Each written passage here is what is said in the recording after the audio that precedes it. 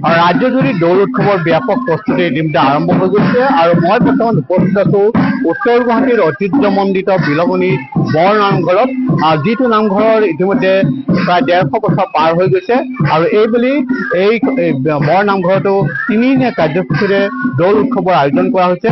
ব্যাপক প্ৰস্তুতি আৰম্ভ হৈছে আৰু ইতিমধ্যে নামঘৰৰ ভিতৰত দেখিবলৈ পোৱা গৈছে আয়তীসকলে ইতিমধ্যে হোলীৰ আখৰা চলাই আছে।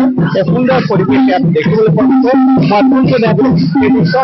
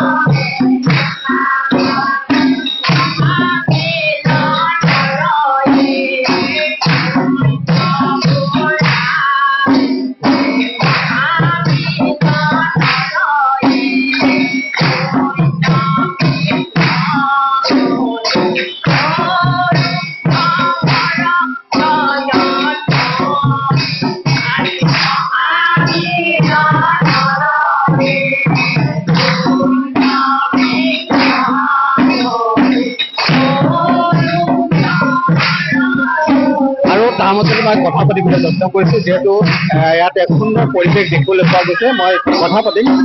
মই আপোনাৰ ওচৰলৈ আহিছো, যিহেতু ব্যাপক প্ৰস্তুতি ৰাজ্যজুৰি আৰম্ভ হৈছে। আপোনালোকৰ ইয়াত কেনেকুৱা? আমি এই বিলঙনি বৰ নামঘৰ আচলতে 150 বছৰীয়া এটা ইতিহাস আছে বিলঙনি বৰ নামঘৰৰ।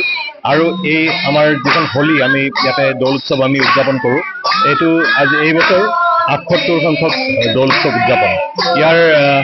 ইয়াতে হাজাৰ হাজাৰ মানুহ হয়। এই তিনি দিনৰ কাৰ্যসূচীতে অহা 13 মাৰ্চৰ পৰা এই অনুষ্ঠান আৰম্ভ হ'ব। 13 মাৰ্চ, 13, 14 আৰু 15 মাৰ্চত এই অনুষ্ঠান চলিব। আৰু ইয়াতে প্ৰথম দিনাখন 13 মাৰ্চৰ দিনা মেঘদাহ কাৰ্যসূচীৰে এই অনুষ্ঠানৰ শুভাৰম্ভণি ঘটিব।